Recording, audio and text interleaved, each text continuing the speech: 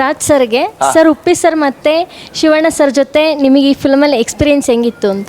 ಬಹಳ ಚೆನ್ನಾಗಿತ್ತು. ಅಂದ್ರೆ ಯಾವತ್ತೂ ಕೂಡ ಅಂದ್ರೆ ಫಸ್ಟಿಗೆ ಒಂದು ಭಯ ಇತ್ತು, ಈಗ ಹೆಂಗೆ ಅಂದ್ರೆ ಹೇಗೆ ಅಕ್ಸೆಪ್ಟ್ ಮಾಡ್ತಾರೋ, ಏನ್ ಕತೆ, ಹೇಗಿರ್ಬೇಕು. ಫಸ್ಟ್ ಆಫ್ ಆಲ್ ನಿಮಗೆ ಯಾವಾಗ ಅವ್ರ ಪಕ್ಕ ಕೂತ್ಕೊಳ್ಳೋದು ಹೆಂಗೆ ಅಂತ ಗೊತ್ತಾಗಲ್ಲ, ಆಗ ಎಲ್ಲದೂ ಕಷ್ಟ ಆಗ್ತಾ ಹೋಗುತ್ತೆ. ನಾನು ಹಿಂಗ್ ಕೂತ್ಕೊಂಡ್ರೆ ಅವ್ರು ಏನ್ ಅನ್ಕೋತಾರೆ, ಹಿಂಗ್ ಆ ಥರದ್ದೆಲ್ಲ ತಲೆಗೆ ಬಂದ್ರೆ ಕೆಲವು ಸಲ ಅನ್ಸೋ ಅಂತ ಚಾನ್ಸು ಜಾಸ್ತಿ. ಏನಾಗುತ್ತೆ, ತುಂಬಾ ದೊಡ್ಡವ್ರ ಹತ್ರ ಹೋದಾಗ ಕೆಲವು ಸಲ ಉಸಿರು ಕಟ್ಟುತ್ತೆ, ನಿಮ್ಗೆ ಏನ್ ಮಾಡಿದ್ರೆ ಏನ್ ಅನ್ಕೊಂಡ್ಬಿಡ್ತಾರೋ ಅನ್ನುವಂತ ಭಯ ಬರುತ್ತೆ. ಬಟ್ ಒಂದ್ 2 ನಿಮಿಷ ಅವ್ರನ್ನ ನೋಡ್ತಾ ಇದ್ದಾಗ ನಿಮ್ಗೆ ಅನ್ಸುತ್ತೆ, ಇಲ್ಲ ಇವ್ರು ಮನುಷ್ಯರಾಗಿ ತುಂಬಾ ನೋಡಿದವರು, ಆ ನೋಡಿದ್ರಿಂದ ತುಂಬಾ ಅಕ್ಸೆಪ್ಟೆನ್ಸ್ ಅವರಲ್ಲಿದೆ ಅಂತ. ಆಗ ನಮಗೊಂದು ಇಲ್ಲ ಬಹಳ ಆರಾಮಾಗಿದ್ದಾರೆ ಅಂದ ತಕ್ಷಣ ನಾವಾಗಿರ್ಬೋದು.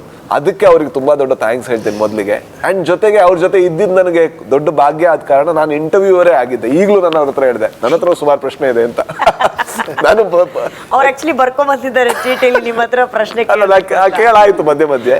ಅದು ಯಾಕೆ ಅಂದ್ರೆ ನನಗೆ ಉಪ್ಪಿ ಸರ್ ಒಪ್ಕೊಳ್ಳಿ ಬಿಡ್ಲಿ, ನಮ್ಮ ಗುರುಗಳಾದ ಅಂತ ಹೇಗೆ ಕರೆದ್ರು ಅದು ನನಗೆ ಅವ್ರ ಗುರುನೇ, ಅದ್ರಲ್ಲೇನು ನಂಗೆ ಡೌಟ್ ಇಲ್ಲ. ಅವರೆಲ್ಲ ಯೂತ್ಸಿಗೂ ಗುರುಗಳೇ ಸರ್, ಎಲ್ಲ ಯೂತ್ಸಿಗೂ ಗುರುಗಳೇ ಅವರು. ಹೌದು ಅದೇ ರೀತಿ ಶಿವಣ್ಣ ಅವರು ಕೂಡ ಅವರ ಅನುಭವ, ಅವ್ರು ಮಾಡಿರುವಂತ ಸಿನಿಮಾ ನಾವು ನೋಡ್ಕೊಂಡು ಬೆಳೆದವರಲ್ವಾ, ಹಾಗೆ ಎಷ್ಟು ತಿಳ್ಕೊಂಡ್ರು ಕೂಡ ನಮ್ಗೆ ಇದೇ ಫಿಲ್ಮ್ ಸ್ಕೂಲ್ಗಳು. ಹಾಗಾಗಿ ನಾನು ಈ ಅವಕಾಶಗಳನ್ನ ಅವ್ರ ಹತ್ರ ಪ್ರಶ್ನೆ ಕೇಳೋದು ಅದರಲ್ಲೇ ಕಳೀತಾ ಇದ್ದೆ. ಹಾಗಾಗಿ ನನ್ ಭಾಗ್ಯ ಅದಷ್ಟೇ. ನಿಮ್ಗೆ ಹೇಗೆ ಇಲ್ಲಿ ಕೂತ್ಕೊಳ್ಳೋದು ನಿಮ್ಗೆ ಭಾಗ್ಯ ಅಂತ ಅನ್ಸುತ್ತೋ, ನನಗೆ ಅವ್ರ ಜೊತೆ ಗುಡ್ ಆಪರ್ಚುನಿಟಿ ಸರ್ ಇದು. Thank you so much. So sweet. ನನ್ನ ಹೆಸರು ಪುನೀತ್ ಅಂತ, ಸೊ ಅದಕ್ಕೆ